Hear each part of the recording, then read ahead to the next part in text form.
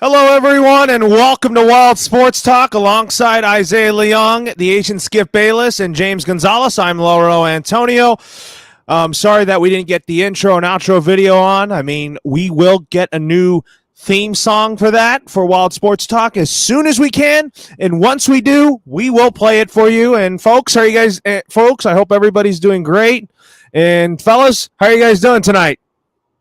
Oh, I'm doing fantastic, man. What a way to end the Friday night. Nick Castellanos is going to my Philadelphia Phillies. My Phillies are back, and I'm just absolutely loving it right now. That lineup in Philly is stacked. Now, if we could get some pitching, it would be tremendous because if we can get some pitching, then there's no stopping the Phils from winning the National League East and possibly winning the National League and go to the World Series. So I got high hopes, man. I'm so stoked that the Phillies are actually making splash moves after splash moves after splash moves. And I can't wait to get into it because it's going to be a fun topic to get into. It's going to be a fun show tonight, that's for sure. And James, we're going to go to you next. How are you doing tonight, my friend? I got a theme song, and it goes, "Come on, knock on our door. We've been waiting for you." But we can't use that either. That's copywritten.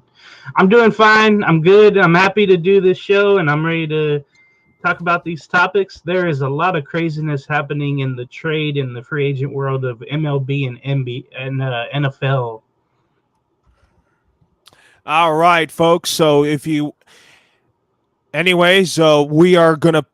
we are going to start with the MLB topic here as Nick Castellanos just signed with the Philadelphia Phillies. It was kind of like on Wednesday night when the Dodgers signed Freddie Freeman, and I'm so happy about that, and I can't wait to see him make his Dodgers debut at some point during the Cactus League season. I know, Isaiah, you're excited to see Nick Castellanos make his Phillies debut in the Grapefruit League season. I cannot wait for when my Dodgers go up against your Philadelphia Phillies and kind of compare the lineups and all that, which both of them are very lethal.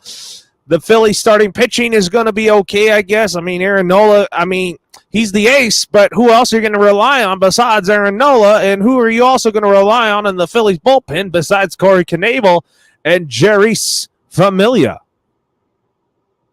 Here's my thoughts on this signing. I've got 4 words, and that is the Phillies are back.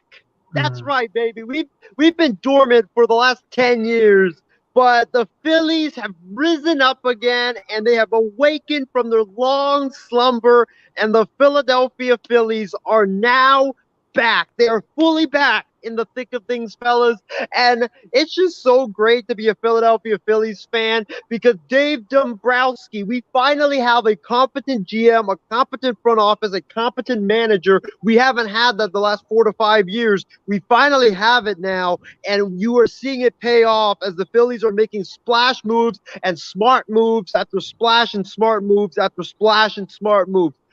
Nick Castellanos is a tremendous signing because the Phillies needed another bat. They needed specifically a right-handed power bat and also a guy that could play the outfield as well. And Nick Castellanos solved all of that. He is a right-handed power bat, which you could slot in behind Bryce Harper or ahead of Bryce Harper and either ahead or before Kyle Schwarber so you can balance out the lineup. And now you look at that middle of that lineup. Harper, Realmuto, Castellanos, Schwarber, Rhys Hoskins. If Didi Gregorius, who's a notorious power hitter, if he bounces back, Didi Gregorius, you can add him to the mix. That's like number 3 all the way to number 8 right there. And you're not counting in Gene Segura and potentially Alec Boehm if he bounces back. The Phillies potentially from 1 through 9 could have just a deep lineup. It's not up there with low rolls Dodgers just yet, but I probably say right now in terms of the best lineups in baseball, I would probably say the Phillies are either the 2nd or 3rd best lineup in the National League right now because you just look at that depth, you look at that power that they have in that starting lineup, and it's just absolutely lethal for the Phillies in their offense. I know the pitching, that's a big concern for me because like Lauro brought up earlier, who is going to be in that starting rotation. You have Nola, right? You have Wheeler. You can rely on them. Gibson is kind of 50-50 because Gibson last year had a career year, but he's only had one great year throughout his entire career. In fact, in the first half, he was amazing. He had like a 1.86 ERA, but in the second half of the season, he had a 4.44 ERA, and he went back to the Kyle Gibson of old. So who is the real Kyle Gibson that we're going to get? We don't know. So also, I want to point out here, I think that you're missing Ranger Suarez, who's a really good left-handed starter, but also Zach Eflin is kind of a guy that's very streaky. Yeah, Eflin is streaky. I don't think you can really count on him. Ranger Suarez is a good pitcher, tremendous left-hander, got lots of nasty stuff in his arsenal, but he's only done that for 1 year.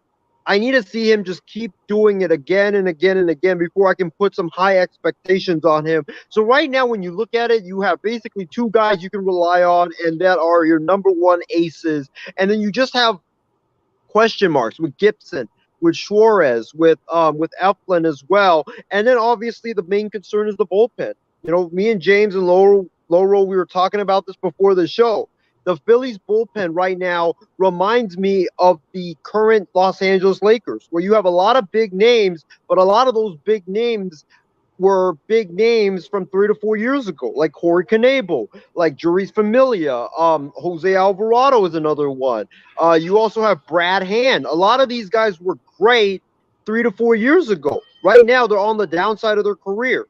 Are they going to continue to be on the downside of their career, or are they going to bounce back and go back to what they were 2 to 3 years ago? So we don't know. If the Phillies can get an established closer, I would be absolutely thrilled for it. And I think you should now, because you just spent over the CBT. You just spent more than the amount allotted for you to not pay the luxury tax. You're going to pay the luxury tax. If you're going to pay the luxury tax now, don't stop now. You might as well just keep spending, because you're going to pay the luxury tax anyway. So I want another closer. I want an established closer from the Philadelphia Phillies. I also want maybe one more starting pitcher. Could be a fourth or fifth starter. Who knows? But this is a great day to be a Phillies fan, because that lineup is absolutely stacked. And you had to do it if you were Dave Dombrowski and the Phillies front office, just because of what the Braves have done with getting Olsen and getting Kenley Jansen, which we'll talk about in a bit, and also the Mets with Scherzer and all the guys that they've gotten.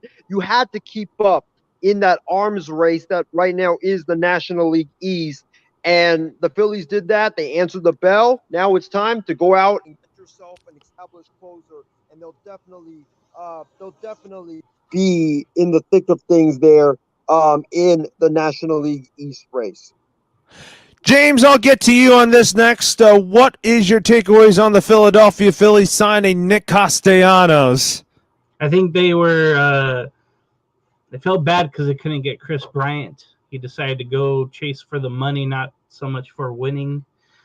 But with Nick Castellanos going there to Philadelphia, it's what they needed. I think Philly fans went from being real low to, like this, sitting up in the chair like, okay, here we go. We're not we're playing for something. We're not just, having what we have and not, trying to win. We're going out of the realm here. We're trying to do something special. And Dave Dombrowski always does that. Wherever he goes, it seems like Dave always makes the right moves, or at least the winning moves, where you can be successful.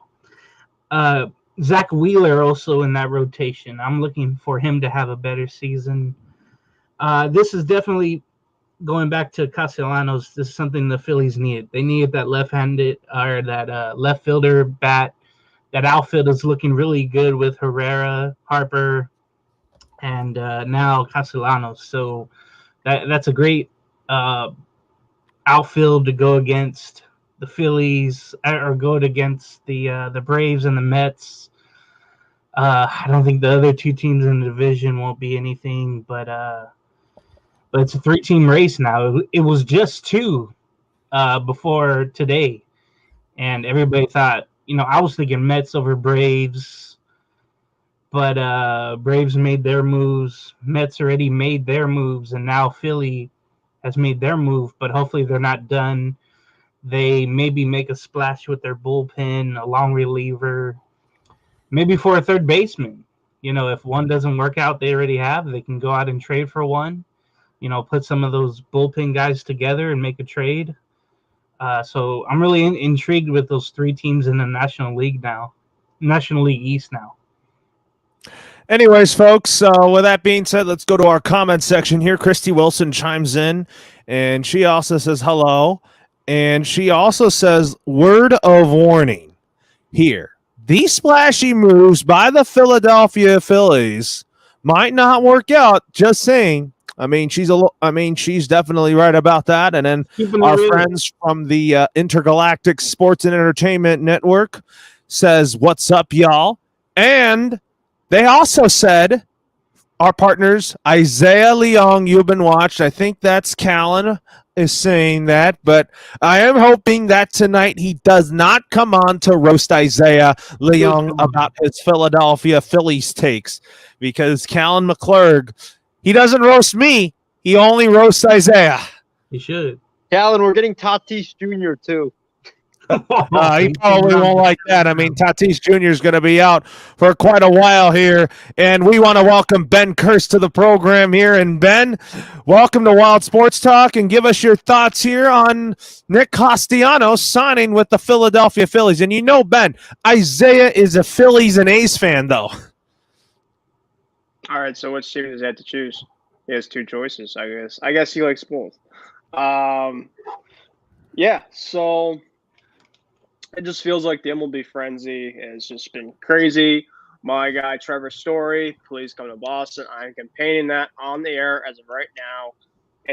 I just would hope that he is coming to Boston, even though the Texas seems to be absolutely just coming behind our backs, which I don't know why Texas needs them for their outfield, but that's another story for another day. But Castellanos for the Phillies is a great pickup for them. He solidifies just another great bat into their lineup, which also, too, they bring in a former Red Sox and Kyle Schwarber, who I miss very dearly because he was there last year, and he just fit the mold very easily. Had some big hits. The grand slam against the Astros in Game 3, I was jumping up and down, screaming at the wall, screaming at the TV, screaming at my dad. Something was special with that Red Sox team before they kind of just fell down. Offensively, they just kind of just turned things out. But the 2021 Red Sox is another story for another day because a lot of people had no faith, no expectations for this team, and they went as far as they could. But Kyle Schwarber was a huge reason why, and now he's with the Phillies. The only downside I see with the Phillies is their defense. Kyle Schwarber and Nick Castellanos aren't very good particular defenders. I guess you can see in a way a lot of Twitter, I guess you say criticism in terms of, a great lineup. Bryce Harper actually recruited Nick Castellanos in a way because I think that they have a relationship from past, so they were able to kind of reconnect. And Dave Dombrowski, as I remember from the Red Sox being a general manager at the time, he goes out, he spends, he goes for it. So with a team like the Phillies, good for them. And I do think that you look at this NL East division. I know me and Laura did like our first baseball show, which, by the way, it's going to be great, Laura. I can't wait for tomorrow night for the next one in episode 2. But this division is going to be a lot of fun, the NL East, and that definitely gives me a lot of AFC. I'm going to go too far in terms of going AFC West vibes, but just the competition is a lot of fun. Let's just say that in that division. Anyways, let's go back to Christy Wilson's comments here, and she also points out that the Red Sox re-signed reliever Hansel Robles. He should be able to help the bullpen, but I'm not too sure about it. And she also says that I read that Xander Bogaerts is open to having Trevor Story as a teammate.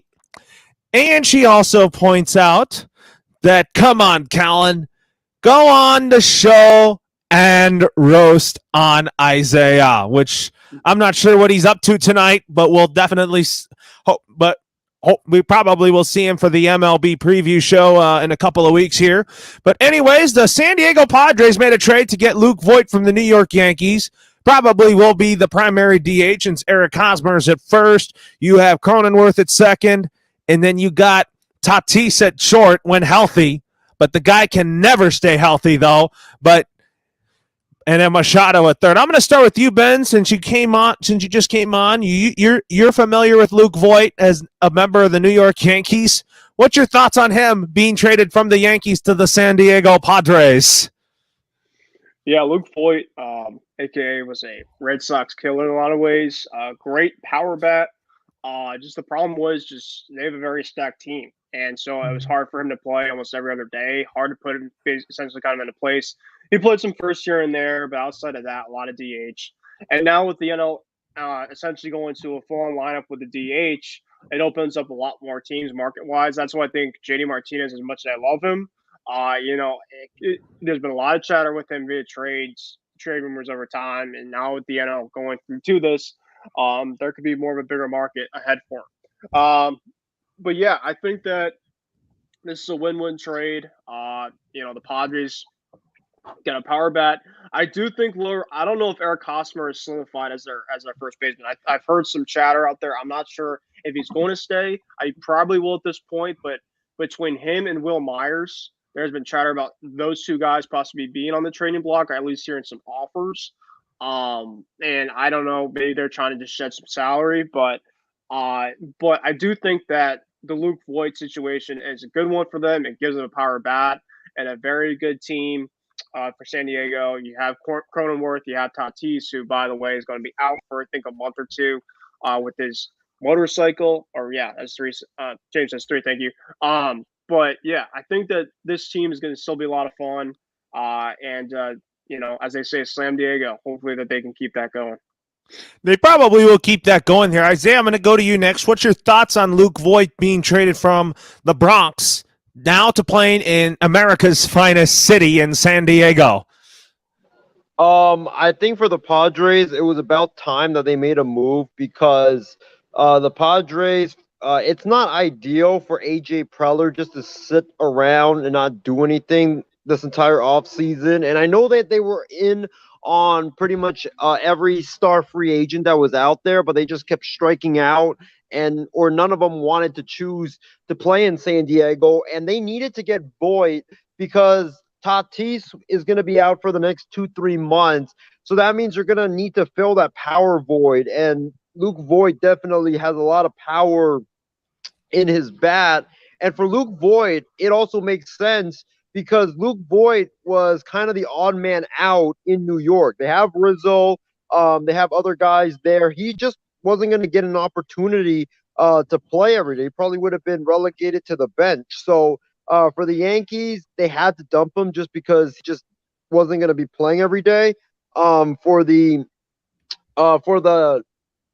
Padres, it was about time that they made a move. And I think for the New York Yankees as well, expect Gleyber Torres to be traded next because if he doesn't get traded, then he's probably going to be he doesn't have like a set position now with Isaiah Kiner-Falefa in the fold in the Bronx. So expect Gleyber Torres to be on the move next for the Yankees. You're right about Gleyber Torres being moved here. And I'm going to go to James on this one next. What's your thoughts on Luke Voit being traded from the Yankees to the Padres? Yeah, once Anthony Rizzo was back with New York, you knew Luke Voit was the odd man out. And he's gone to a place now that fits him pretty well. The knock on it I was reading about, where he had success at Yankee Stadium, he can't have at Petco Park. So he'll just have to adjust to the ballpark and how to hit. And also, it's a good insurance policy for San Diego because right now, I know Ben was talking about Hosmer and the Padres situation there. There's a lot of fans that don't like him, and for so many different reasons. But mostly, his defense is bad. It used to be one of the best, but he has lapses. He misplayed a ball today at first, and Twitter was all over him. The power numbers are down. The RBI numbers are down. And they do want to move him, but a lot of teams aren't biting, or the Padres would have to pay a lot of the salary in order to get rid of him. And I'm not sure if he's going to get traded. I think he's going to have to stick around. He's got 3 more years left, I believe. But just in case he does get traded, Luke Voigt is not a bad option at first base. So when you think about it, it's a really good move for San Diego. They didn't have to give up too much as well here. So it's a good move for the Padres. It really is. Now, with Castellanos going to Philadelphia, they have Jerkson Profar out in the left, and they're going to have to ride with him. They're not going to get the same numbers as Castellanos, of course, with Profar, but there's little hope, though, that they're going to trade Hosmer and Voigt would play. But just in case, it's good that San Diego traded for Voigt. Yeah, and then we want to welcome Christy Wilson to the show here. And Christy, how are you doing tonight? And what's your thoughts on Nick Castellanos to the Phillies and then the Padres just trading Luke Voigt? The whole Phillies thing, like I said in the comment box, it might not work out. You never know, And as for the Padres trade, I just hope they know what they're doing, because they do need help, and maybe this might be a good move for them. I have no idea. It might be. We'll see. But anyways, let's talk about Kenley Jansen to the Braves, and I'll start off with my thoughts on this. As a Dodger fan myself, I am forever grateful for what Kenley Jansen has done for the Los Angeles Dodgers. He's meant a lot to the LA community. He has done so much for the Dodgers and the city of Los Angeles, and it was shocking to me that he left the Dodgers, and the fans, there's some fans in recent years have kind of not liked Kenley Jansen because of him blowing saves, but come on, you gotta show him some gratitude for what he has meant to the Dodgers, what he's meant to Los Angeles. But for me, personally, I'm going to miss Kenley in Dodger Blue, and I was hoping that he would play at least 1 or 2 more seasons in a Dodger uniform, but he's going to have to finish his career somewhere else. Now that he has a 1-year deal with the Braves, it kind of tells me that after this season, he might even go play for the Miami Marlins just to finish out his career, just because Curaçao's closer to Miami, and Kenley Jansen has family closer to Miami, since Curaçao is on that peninsula of that island peninsula near Miami, and if he plays for the Marlins, he would be close to home, which I know Kenley loves family and all that. He's a family man. I wish his wife and his kids all the best, but I'm going to miss Kenley Jansen in Dodger Blue. I'm going to go to Ben on this one first. So what was your thoughts on Kenley Jansen leaving my Los Angeles Dodgers to join the Atlanta Braves? I was kind of thinking he should have been a Miami Marlin because of Don Mattingly and also Kim Nenge. Yeah, I mean, Kenley's been a pretty big cornerstone piece for that Dodger team, but as they say, all good things must come to an end. I think that he's getting a little bit older in age, and I think that the Dodgers kind of see that they could use their money a little more wisely somewhere else. And I do think that the Braves are looking at this in terms of they're really all in. Anthopoulos is not messing around. Just keep on bolstering that bullpen along with Will Smith, obviously the closer from last year. So I think it's a good win for the Braves. The Dodgers, obviously, I think still have a lot of in-house options that are very good. Headlined by, Dustin May. Hopefully he'll be back, and he's a big-time flamethrower. About Blake Trinan, who's going to potentially be the Dodgers closer. I think Blake Trinan has very good stuff. Yeah, So, I mean, you look at it, and, they had a hard time kind of solidifying Kenley's role last year. Even with the Dodgers, they tried to put him in the 9th inning. He struggled a lot, as Larry was saying, in blowing saves. They put him in the 8th inning. Just never felt like there was a consistency with him. I think that the Dodgers kind of saw this as a way, hey, maybe it's best we move on and see if there's any guy that maybe we can get back for himself and just move on. And I think that, as they say, it ran its course, but, I think they want to change. They do. And also that move means that now that Kenley is now an Atlanta Brave, he gets to reunite with one of the people, that was born in the same country as Kenley Jansen and Curaçao, and that's Ozzy Albies. So he and Kenley Jansen have officially reunited. They're now called the boys from Curaçao are now together. That's what I say now that Ozzy Albies and Kenley Jansen are now teammates. They're now the boys of Curaçao. And James, what is your thoughts on Kenley Jansen leaving the Dodgers to join the Atlanta Braves? I'm gonna miss him, blowing saves for LA and the fans pulling on him. Of course. I'm gonna miss that because that was the funnest times. And it happened recently, not Right. he at one time he was like the shutdown closer. His slider was second best to Mariano Rivera. And it was really great to see, honestly. Even from the other side of town, I definitely respected Kenley Jansen, and I hope he does well with the Braves. See, these are the kind of moves that organizations have to make that the fans are going to hate, but it's good for the business. It's good for things. And so I'm very happy that that they win a certain way, because it freed up something that they're going to do later. And if they have any trouble, they can always go out and trade for a closer if they need one. So they have enough prospects. They have enough assets to move. So I understood why the Dodgers did this. And it's great because he was there a long time. And I'm wondering, when the Braves come to Dodger Stadium, I'm wondering how the reaction is going to be from the fans when he comes in and tries to close the door on the Dodgers one game or a couple. I'm interested to see the cheers at first, and they play California Love. Oh, man. And after that, it's total boos or cheers if he gives up the save, if he blows the save. So I'm interested to see whenever they come to LA. Well, I'll tell you. I mean, I think that I definitely, as a fan myself, I would want to go see a Dodgers-Braves game selfishly just because I want to see Freddie Freeman go up against his old team. I want to see if Kenley Jansen's going to play against us. I kind of want to see that, but there's a list of games that I definitely want to be at this season. Isaiah, I'm going to go to you. I mean, if you could hear us here, what's your thoughts on Kenley Jansen going to the Atlanta Braves and leaving the Los Angeles Dodgers? My thoughts on this was that expect to hear a lot of fireworks and a lot of cheers and yells in downtown Los Angeles tonight, because when you looked at Dodgers Twitter, it seemed like 99% of the fan base hated Kenley Jansen's guts. Like every time the Dodgers lost, it was like, why Kenley Jansen? Why did you keep blowing it? Or Dave Roberts, you get him out of the closers role, or the Dodgers should cut Kenley Jansen and all of that stuff that they were spewing on social media. So every time I viewed it, I don't even think majority of Dodger fans really liked him because he just kept blowing saves after saves after saves.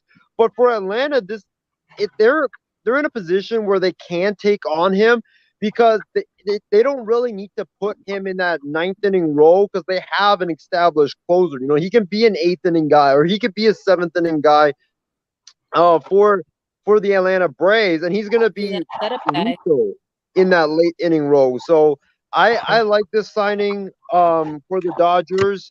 I think that it's definitely good for the Atlanta Braves. I think it's a good move for the Dodgers. I think that it's about time that you cut ties with him because he was just on the downside of his career the last couple of years, and you need another guy who you can be dependent on in those late innings. And for 13-14 million, what Jensen got, I think you can go out and get someone better. And if I'm the Dodgers and I'm Andrew Freeman right now, I'm calling up Oakland and I'm going to go get Lou Trevino as my closer because he's young. He had like 24 saves last season. He had I believe he had a 3.28 ERA or something like that. He's young and he's dependent. You could trust him in the ninth inning, and you could put him in there. And I think, and he's cheap too. So you would probably be paying like half of Jansen's salary to Trevino if you did end up getting him. That might happen, but I think the Dodgers want to develop Brista Gratterall, who I am very excited about. He has closers type stuff, which we'll talk about another day. And Christy, what is your thoughts on Kenley Jansen leaving the Dodgers to the Atlanta Braves? Well, if it's true the Dodgers fans were pretty much spewing their hatred all over him, maybe going to Atlanta was a good thing for him to do because he needs a change of scenery. Maybe a fresh start in Atlanta might be just the thing he needs. Absolutely. Now moving on from baseball to the NFL. And we have some news to be talking about here. The Cleveland Browns have acquired Deshaun Watson in a trade with the Houston Texans for 3 first-round picks, 2022, 2023, 2024, as well as a 2023 third-round pick and a 2024 fourth-round pick. The Texans are sending a 2024 fifth-round pick to the Browns in a trade as well. And also, Watson himself is reportedly getting a fully guaranteed 5-year revised contract worth $203 million. My thoughts on this, I think the Baker Mayfield era is over. I think Cleveland has hit the home run on this. And having Deshaun Watson be a part of the Cleveland Browns, you better be ready for those matchups in the AFC North. Bengals, Browns, Ravens, Browns, Steelers, Browns. Cleveland and Cincinnati are going to be at the top of the cream of the crop in the AFC North. I'm going to start with you, Ben, on this one. We both called that Deshaun Watson was going to get traded, but what was your thoughts about him choosing to get traded to the Cleveland Browns? Well, Laurel, me and you, buddy, have been talking about the Deshaun Watson thing for about a year. And the first thing I said was Deshaun Watson was going to leave at some point. You reiterated you're going to stay a Texan, and a lot of times you've been right about other things, but in this point, I had a feeling that this was about to happen. I mean, obviously the civil law stuff aside, that obviously put a huge factor about it. But man, I got out of work today and I saw this, and I was like, okay, so Watson was up to either the Saints or up to, because Carolina and Browns are out of the sweepstakes. So I said, okay, the Saints or the Falcons. And oh, by the way, the Falcons just blew another 20-3 lead. They were in the running for him. Pun intended, Falcon fans. Sorry, if there's anybody here, I'm sorry. I had to go there. Don't apologize for that. Please don't. But anyway, sorry.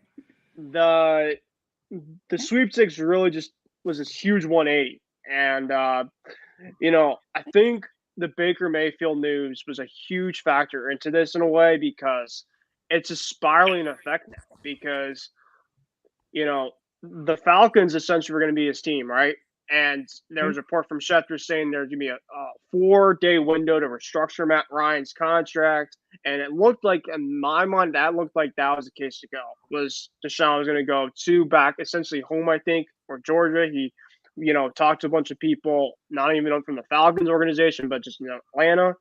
And this is a home run swing for the Browns. Obviously, it comes with a cost, but when you see Deshaun Watson on the field play, there's something about him. It's just special. He has a special talent. He's up there, and I'm not saying he's up there with Mahomes, but he's up there in that category. He put just the plethora of AFC weapons. The West is going to be absolutely loaded. Just the quarterback is going to be loaded, more loaded than ever.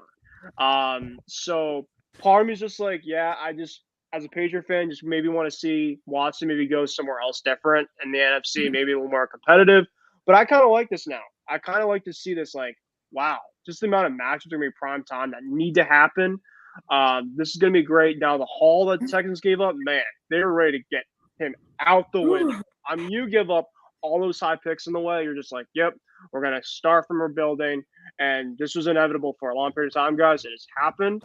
And crazy is still to think now, Deshaun Watson. Well, hopefully he'll not get suspended. I've heard the reports that maybe he might be suspended for a couple games, so he might not start right away. He'll probably be right starting week 1. Obviously, and the Baker Mayfield era in Cleveland is officially over. I agree, Laurel. It is done. Now the Browns have to find a way to find a trade partner. And by the way, I'll talk about my trade partner, but there's a hint. I think the Indy's going to be the team. So. It might be the Indianapolis Colts, and we want to welcome John Alcorn to the show.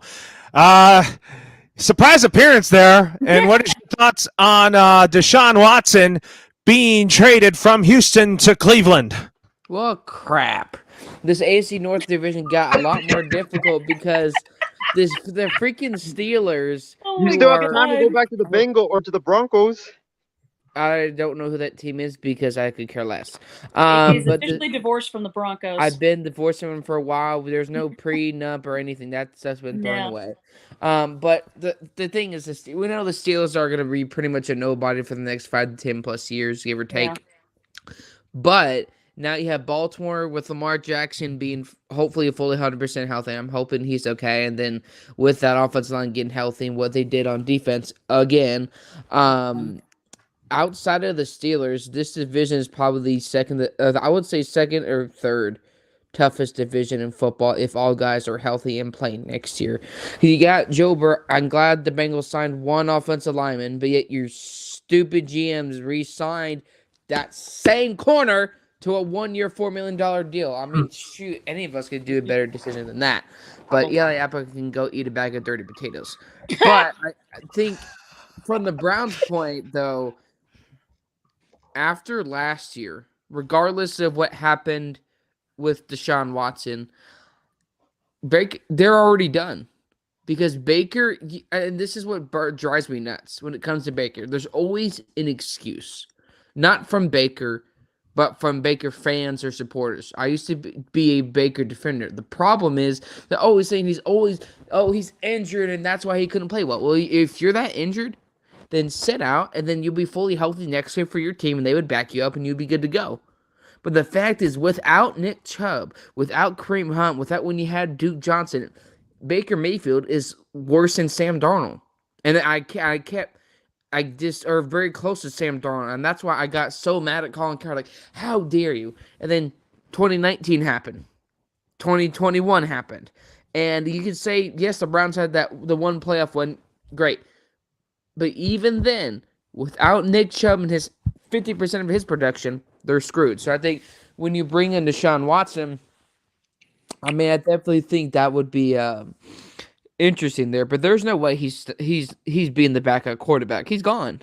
Like, there's no way. You either somehow the Browns is too stupid to think that, oh, we'll sign a new quarterback and somehow this is going to help our trade value for Baker Mayfield.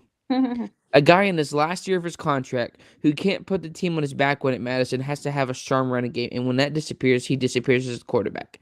So I definitely think that was a surprise he went to the Browns. I'd probably nearly hit a couple of traffic cones on the way in the work parking lot headed into work today for who I work for, and so I was like, "There's no way." 5 years, 230, but we'll see. But Baker's done in Cleveland, and Cleveland continues to do Cleveland things.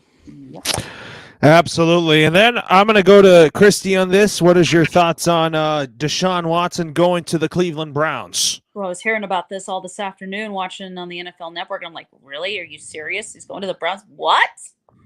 And then it turns out to be true. And then, he's got all those civil lawsuits against him for all the crazy stuff he was doing, and it might lead to him getting suspended. I don't really know, but I don't know. Baker Mayfield is gone. He's a troublemaker, antagonist.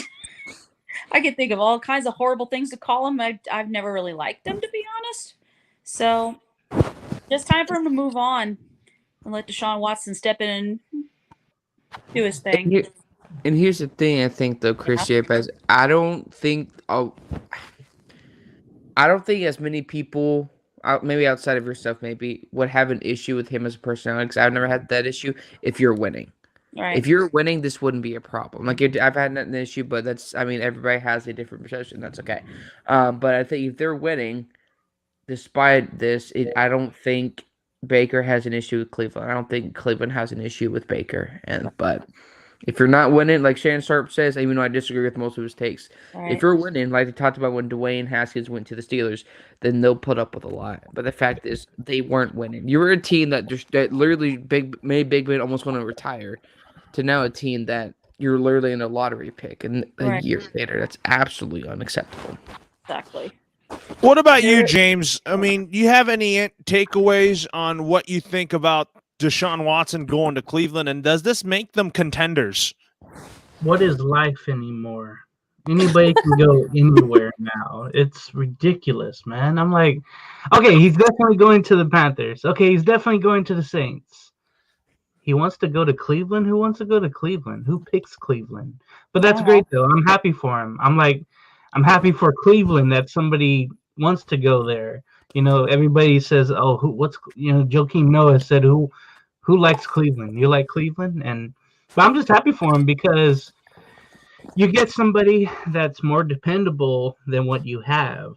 So that's something. And then Christy brought up what I was going to bring up and what's lost in all this, the civil lawsuits. Mm-hmm. There's a reason why that guaranteed money is guaranteed because a lot of his lawyers isn't going to him. Yeah, it's going to his lawyers. Mm-hmm. It's going to those working women, would you say? It's going somewhere else. Depending on who he said, some of these civil lawsuits, I do think, however, are going to get settled Allegedly. out of court. Allegedly, Yeah. going to get I love settled out of using that court. word. It's safer. Mhm. And then I guess what everybody else didn't talk about was what the Texans got back. They got back a Herschel Walker kind of a deal, but more Great train robbery. right. The last 3 years, not Mhm. 5 years of first round picks. So depending where they are, this could be really good for Houston. You see, they already have their quarterback maybe going forward. General Mills going forward. Davis Mills is going to be good. Oh, I know. There I you like go. his nickname better, General Mills. That's easier. A big neck guy. Yeah. So I like what they already have going. They have a young defense. They can improve that young defense. Get some weapons going. They could easily be in the wild card race in 2 to 3 years, honestly, depending on where the Texans draft and who they draft. So I'm kind of excited for them because they finally got that big headache out of Houston. All that dark cloud that was over the Houston Texans is now gone. It's clearing up, and I'm happy for Houston mostly because they needed a change. They needed to get rid of him any way possible, and they waited for someone to take the bait to say, we'll give you Watson, but it's going to pay, and they had someone. And I know we'll talk about Baker Mayfield in the next topic, so I'll wait on the Baker take. What about you, Isaiah? What was your initial reaction to Deshaun Watson going to the Cleveland Browns? My initial reaction when I saw the tweet from Adam Schefter was that I thought that I had the vision of a 70-year-old because I thought that my eyes were playing with me. I thought that I needed I needed to put my glasses on my eyes and actually wear it when I'm looking at my phone. I thought that there was something wrong with my eyes. Like, I could not believe that he chose Cleveland. And when I was looking at it, I was like, really? You're going to choose? Like, Cleveland was out like the other day from Adam Schefter. And you had told them that they were out, and you go back and tell them that this is the place you want to go. I don't understand it. I mean, they do have Nick Chubb, they do have Hunt, they do have some weapons, but it's just like, you're gonna go to Cleveland over Atlanta, over New Orleans with Michael Thomas and Dennis Allen, even the Panthers I thought would have been a good fit for Deshaun Watson, and pair him with Christian McCaffrey. I mean, that would have been straight up elite, though. Both of those two guys could have stayed healthy. But I was truly mind blown by it. I'm definitely relieved now because the whole Deshaun Watson saga, which has been going on for like 2 years now, that's finally over. We know the resolution to it, so that's good. We don't have to just keep talking about it like every single program. And also, I'm also very happy for my guy Ryan Schreiner because he's a diehard Browns fan. He's had to suffer through, trash quarterback after trash quarterback after trash quarterback, and now you got a superstar at the quarterback position. And the Browns, I know they gave up a lot, but hey, to get a star quarterback in this league, you're going to have to give up a lot anyways. So I commend the Browns for making the move. Watson's like, okay, you're going to Cleveland. And also for Baker, like everybody has said on this panel, Baker Mayfield has played his last snap for the Cleveland Browns. There's no way that he's coming back. He already requested a trade, I believe, a couple of days ago, even though Cleveland said no. And he's gone.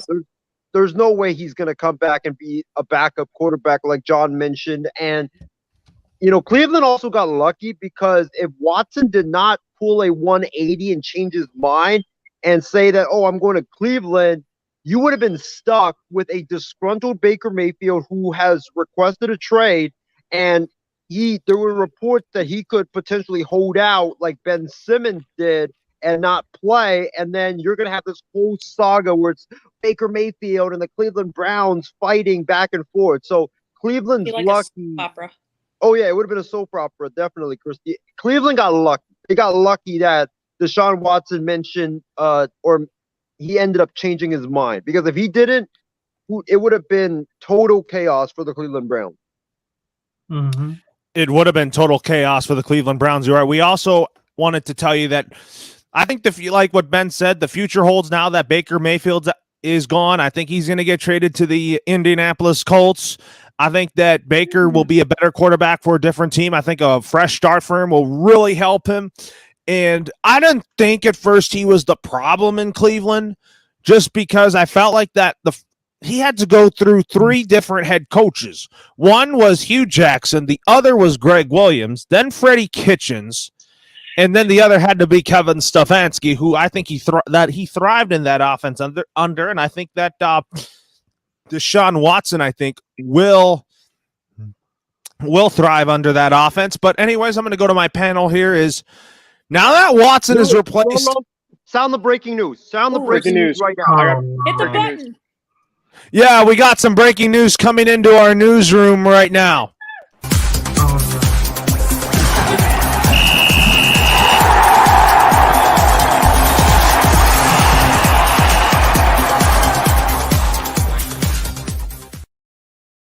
Ben, take it away, as I'm just totally shocked right now. Go ahead. What's going on? So this is a tweet from this is in baseball, which you just got to. This is a huge breaking news that just happened. Mark Berman from Houston, Fox, has reported that Carlos Correa has reached an agreement with the Minnesota Twins on a three-year, $105.3 million with options in the first 2 years. Patrick Starr laugh now. This is not a drill. Carlos Correa is now on the move. And of all places, the Minnesota Twins. Where's Big B when we need him? Where is he? I don't know what to think about that. But that is the breaking news. That's huge news. And a huge star. So he should have stayed with Houston in some reason, though, guys. But I think, guys, if you look at it here, why would Carlos Correa go to Minnesota? He could have chosen Detroit. He's still in that division now. He's going to go up against A.J. Hinch a lot now, who he loved. But what's your thoughts on it, James? I'm going to go to you first on this. What is life? Maybe because Gary Sanchez is there. Maybe that had some pull. That's all I could think of. And then maybe what they're building there in the farm system. Maybe Correa got intrigued by that. And then probably someone that wanted to trade or wanted to pay him, but not so many years. That's all I could think of. This kind of hinges on the Chris Bryant deal going, to just an odd place, but just honestly, I thought he was going to go back to Houston, go with the Angels.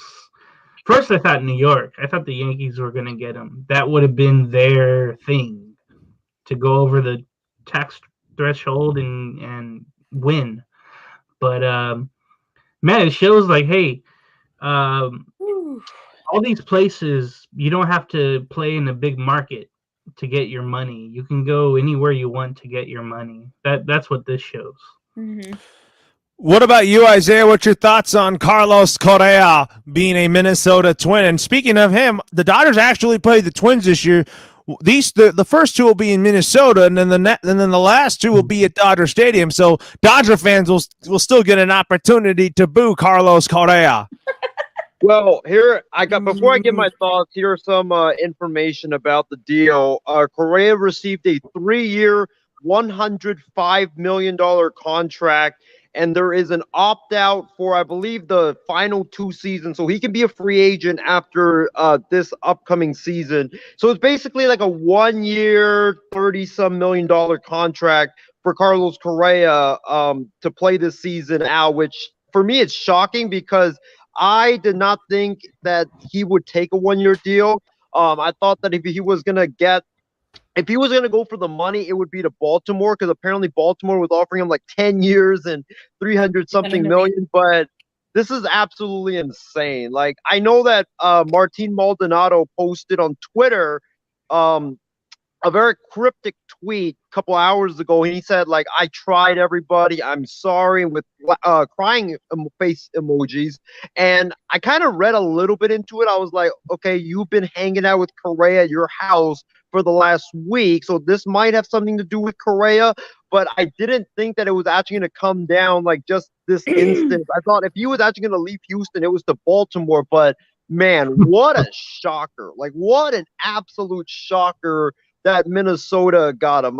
It's crazy. You know, the Minnesota Twins, they were making moves to win, but then you see them trading away all their players, so you don't know what direction they were really going. And now you see this move. It just complicates things even more, because so now you're trying to win now, I guess. Like, what are you really trying to do?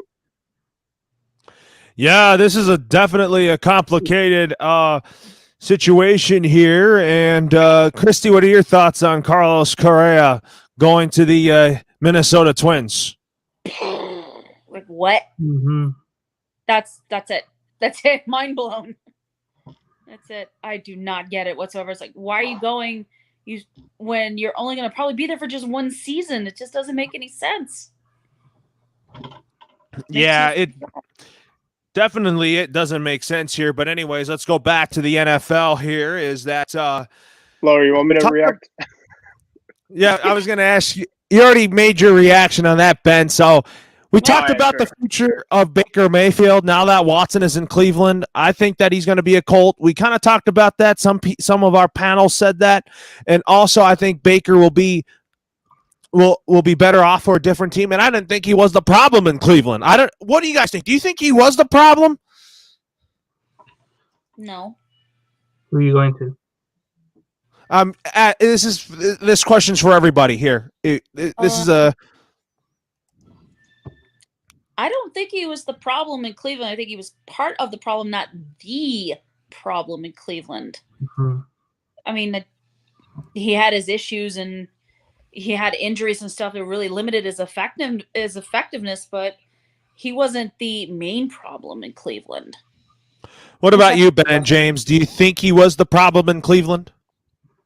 You talking Baker? Yeah, I'm just referring to Baker Mayfield.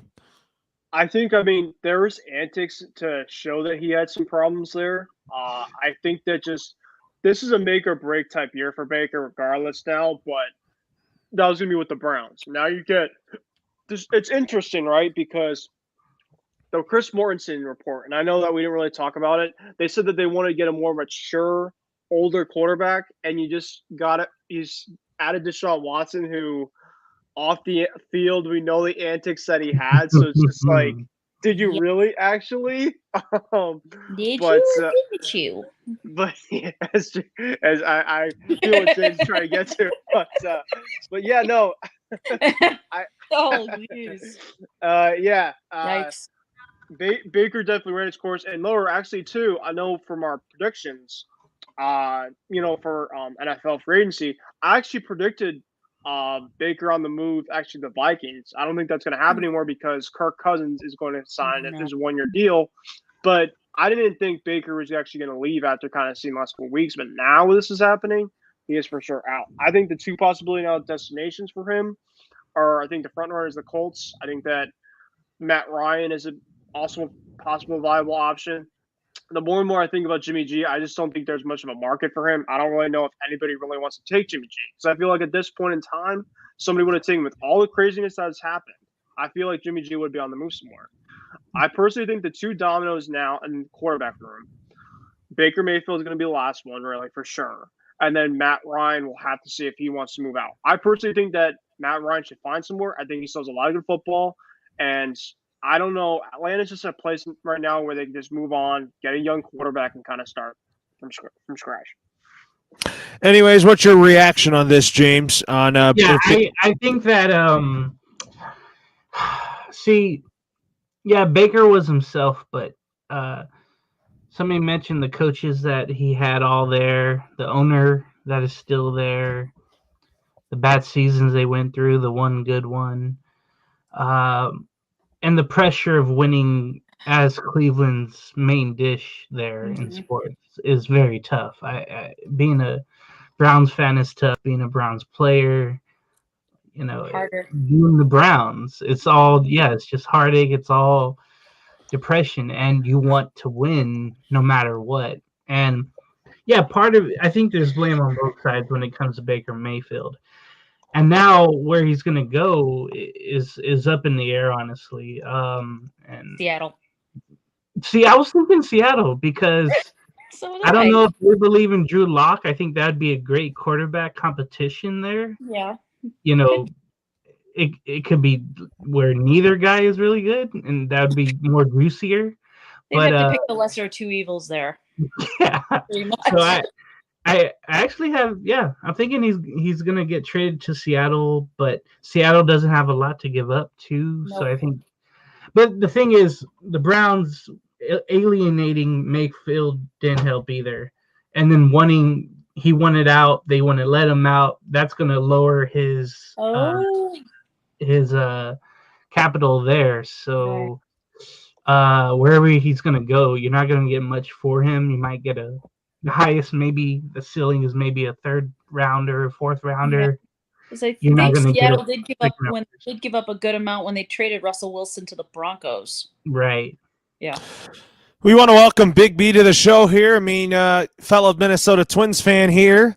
What was your reaction to Carlos Correa signing a contract with the Minnesota Twins? Are you excited or what? Wow, I'm actually shocked right now because, I mean, it's not a starting pitcher with the Twins need, but I thought they were in for the Story deal, and it sounds like Boston might be getting him. So I've kind of figured it's like, we'll see what happens, but my phone started blowing up with Isaiah telling me Correa signed. I'm like, yeah, whatever. You stop pulling my leg here.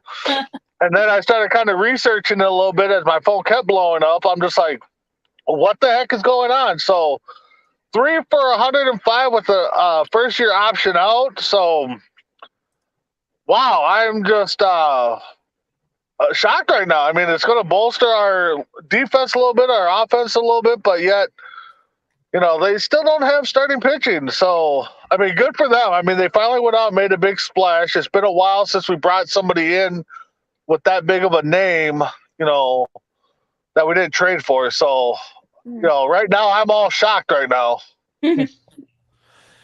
Yeah, it's definitely a shocker there. But anyways, we're going to go to James's team on this one here for football, is that the Raiders have acquired star wide receiver Davante Adams in a massive blockbuster trade yesterday that sent the 2022 pick in this year's draft and a plethora of more draft picks to Green Bay in exchange for a superstar wide receiver. My thoughts on this is, now from playing from Aaron Rodgers, Davante Adams is now going to reunite with his buddy Derek Carr, whom they played with at Fresno State. So Fresno State Bulldog reunion in Las Vegas. I'm going to start with James on this one. You must be very happy about this move for the Raiders and Davante Adams with Derek Carr. So happy that both of them have reunited. Yeah, it's okay. It's okay move. Yeah, it's okay. I didn't really. Hell yeah, I'm excited. Hell yeah, I'm like. At first, I didn't know what to expect. Yeah, no. Yesterday, I was at work and I was like, "No, this ain't happening," because I thought Adams. I think he was really pissed off that the Packers was going to franchise tag him. Remember, he said, "I will never play under a franchise tag," and he stuck true to that word. Um, I'm not buying the fact that he said he always wanted to be a Raider. I think that just happened to be because Carr is there. But I'm so excited. The only thing is, the whole division got better, and everybody else is making moves. And we'll talk about the next one after this. So I'm cautiously optimistic, and I'm very happy about it. The thing is, in reality, it seems like a 3-year, $67.5 million contract. The final 2 seasons pay out a whopping $72.5 million that Adams may never see, given that he's 32 years old when the final 2 years kick in. But it shows that the Raiders want to win now, and they showed some moves previous days that they wanted to win. They were making some free agent signings, some off the radar that might really help. I'm still wishing that the defense gets a little better into a new scheme as well with Graham coming in. So I'm cautiously optimistic. I'm very happy. I hated sports the last week or two because all my teams were not making moves. The Angels made some bullpen moves, and the Raiders finally got that big play target that they needed. So I'm happy, but I'm optimistic because everybody else got better in the division. But I'm happy to be in the thick of things. You must be. I mean, I think that this is a very tough division. Ben, I'm going to go to you next. I mean, our guy, Josh McDaniels and Dave Ziegler swung for the fences here to bring back Derek Carr's old college teammate and Davante Adams. And you know that by making this move, the Raiders, they are still committed to Derek Carr with this move. And now the next domino effect is, Ben, that the Raiders are going to somehow extend Derek Carr. And I do think that having someone in that caliber, like, for example, Tom Brady and Rob Gronkowski, kind of that, McDaniels instrumented it, put together a great offense with Brady and Gronkowski during his time in New England. Now that he's in Las Vegas, he has Carr, and then Dave Ziegler hit a home run there to get Davante Adams. What are your overall thoughts on this? As you know, Vegas is a big market, and since the new regime came in, I think both of them have done a great job, and kudos to Dave Ziegler for making this big move, and I applaud him for this. Well, James, remember a couple months ago I said, watch out for this to possibly happen? Yeah. I warned you, and you said, don't give me hope and everything like that. And look what happens. I try to say something if Davante Adams is going to want to get the bag, and the Packers are in cap hell. So this sounded like something that could have been happening. I didn't expect it to happen. It sounded like that Adams would want to team up for, say, your last dance with Rodgers. But, man, it's pretty crazy. It is pretty crazy here, and then you got to credit Dave Ziegler for this, Ben. Yeah. Anyways, Christy, what is your thoughts on Davante Adams going to the Raiders and reuniting with his college buddy Derek Carr? Well, definitely made the AFC West a lot more interesting with him joining the Raiders and reuniting with Derek Carr, and it makes the Raiders a much more interesting team to watch. Yeah, that's definitely. You're definitely right about that. So anyways, Ben just left to go to bed here. We'll get him back on here shortly. I'll probably see him tomorrow, actually. So anyways, the Chiefs, however, they inked wide receiver Juju Smith-Schuster to a 1-year contract worth $1.25 million. And Christy, I'll go first on you on this. This gives another weapon for Patrick Mahomes here. Oh my God, how many more weapons does he need? How many more does he need? But hey, the more the merrier, I guess. Maybe it'll help the Chiefs. I don't know. What about you, James? What is your overall thoughts on Juju going to the Chiefs? Yeah, the $10.25 million there. This tells me kind of that Tyrann Mathieu probably won't be back with the Chiefs. They're going to try to draft throughout. Get better defensively through the draft. I might be wrong, but I want to see if Juju balls out, I think it's because everybody is keyed on Kelsey and Hill. So I'm wondering if that's going to be the case there with the Chiefs. I had one day of good vibes, with Adams going to the Raiders, and now the Chiefs kind of killed it with Juju heading there. The only thing is, Loro, I'm wondering, if Jackson Mahomes and Juju, are they going to go out and do some TikToks together? I think that's what made this contract happen. Well, Brittany Matthews and Jackson Mahomes do God. TikToks together, but talk about Brittany Matthews being the most annoying person when it comes to Chiefs victories. Oh man. See, and Pat Mahomes told both of them, hey, I don't want you at games doing what you're doing. And now they bring in Juju. I really feel bad for Pat Mahomes, but this makes it's just like the Allen Robinson deal where it gives these wide receivers another chance at trying to be really great, and then they'll bank on another contract, their next big contract, but they got to ball out.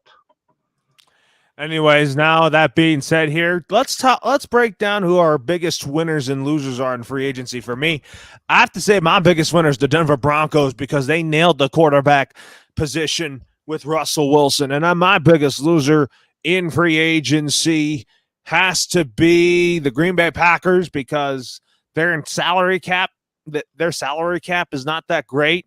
They're going to need to clear all of that up. But I do think that Aaron Rodgers is still the guy. But I think that you got to find him a new number one receiver and tight end.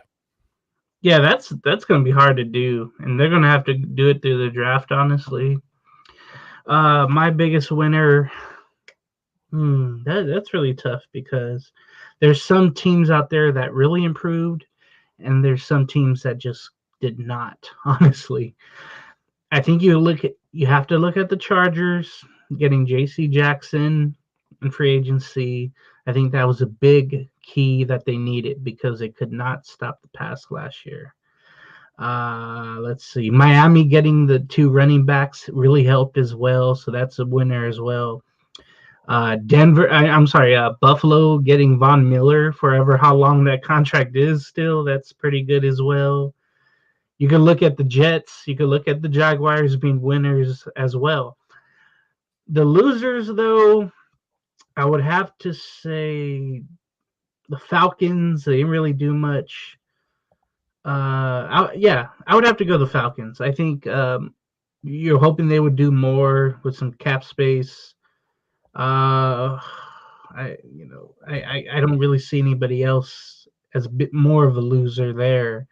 It seems like Steelers made some good moves to help out them free agency wise. 49ers lost some key pieces. They could be considered a loser as well.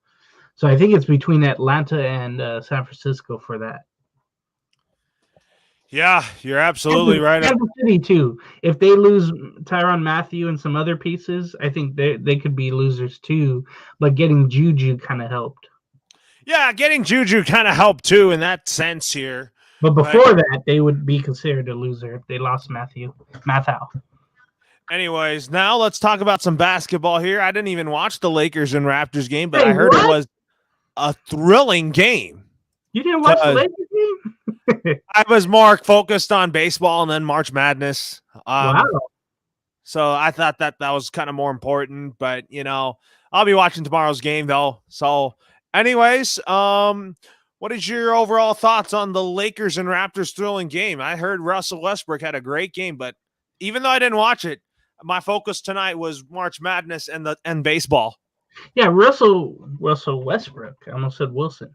He's been hearing it all season long. He can't do anything. He can't do anything well. Played 45 minutes. LeBron played 45.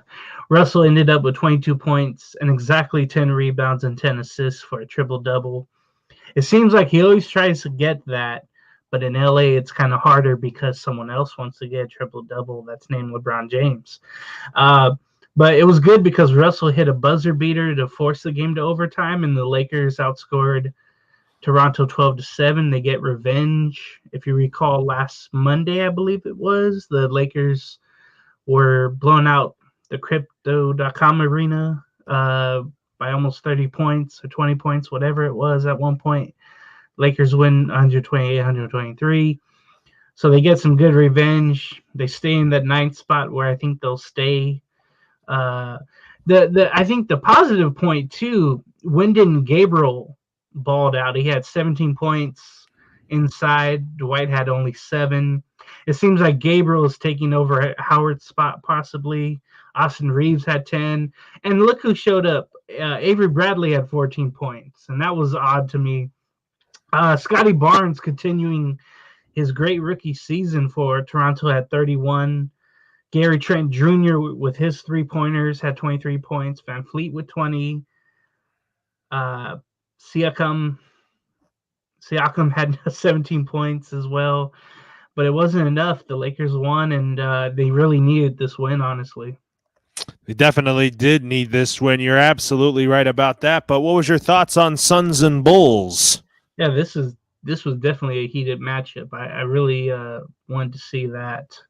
Though the Bulls did not get too much contributions from their stars. DeRozan had 19, Vucevic 16, Levine 12. Kobe White, though, had 14. That was interesting to see. And then Tristan Thompson had 11 points out of nowhere. That was amazing to me. The Phoenix Suns, though, they had 1, 2, 3, 4, 5, 6, 7 players in double-digit scoring, and that really helps. They were led by Devin Booker at 28 and with 28, Aiden with 20, Bridges with 11, Payne coming back from injury, who's going to be a key factor with Chris Paul being out to the playoffs. Schmidt with 14, Craig with 14 as well. JaVale McGee had 12 points. I was shocked by that. And Mikal Bridges, who's very key to their roster, had 11. So it seems like the Suns tonight just had the Bulls' number at home, and it was a very good win for Phoenix as they hold that top spot. And then talk about Steph Curry out and definitely the sprained foot. I think that's a big blow for the Warriors, but hey, you don't need him until the playoffs. I think that's probably the best thing for the Warriors to do is to make sure that he heals up in time for a playoff run. Yeah, when the injury first occurred, when an athlete goes down like that, you want to make sure nothing is broken first, which would definitely be a season-ending injury, and he'd be down to the playoffs. I think his best worst-case scenario is 3 months to 6 months, and then that would mean he'd be out for the whole season. But the fact is that X-ray showed that nothing is fractured, so I guess that's the great news. But you don't want to rush him back. So it's very tough. And then I know Ben was here and they were playing his Celtics, and I didn't think it was a dirty play by Marcus Smart. You know he's gonna hustle everywhere. I know he had the kung fu kick on, I believe it was Klay Thompson during that game as well. But I didn't think it was a dirty play, honestly. Laurel, I want your opinion on that play. Do you think it was a dirty play by Marcus Smart? Didn't really see it. I mean, I didn't have any comment on that. Yeah, he went on he went for a loose ball, and he got under Curry's leg, but it seemed like Smart, he's always hustling. You know that about Celtic games, and Smart's everywhere. And he does certain things that will alienate the opponent.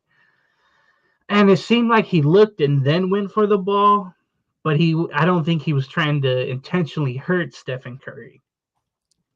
Yeah, he wasn't intentionally trying to hurt Stephen Curry on that. But anyways, with that being said here, let's talk about some March Madness here. One of my biggest takeaways that I had in the NCAA tournament in the first round so far is that St. Peter's beat Kentucky. I actually had Kentucky going all the way to the Final Four and playing Duke, but I have Duke winning it all, though. But at the same time, there's been a lot of crazy upsets here, James. Yeah, unfortunately, we're going to get Duke and Michigan State on Sunday. I don't think for those blue schools, I didn't want to see them go head-to-head, those coaches.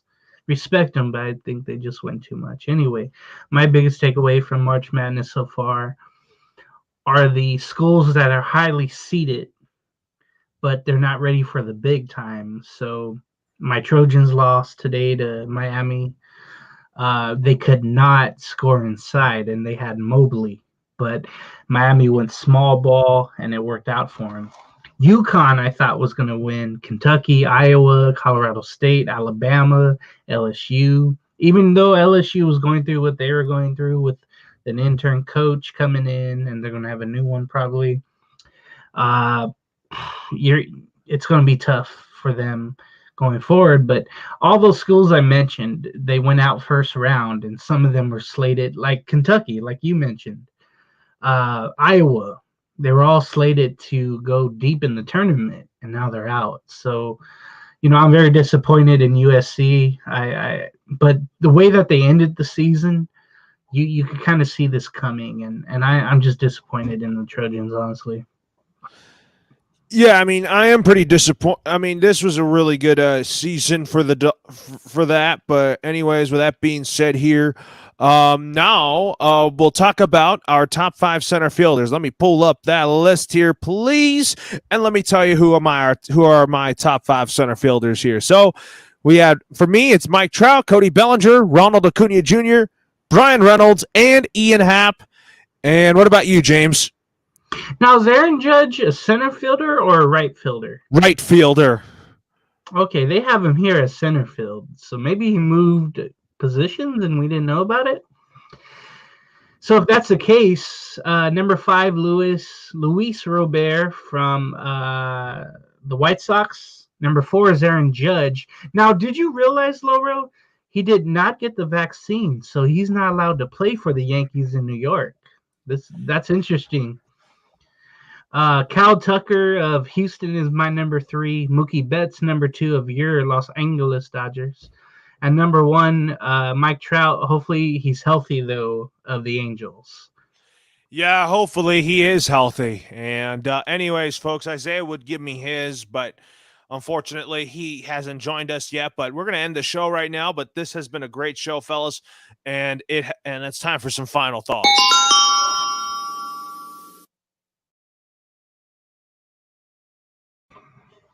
My final thoughts is that I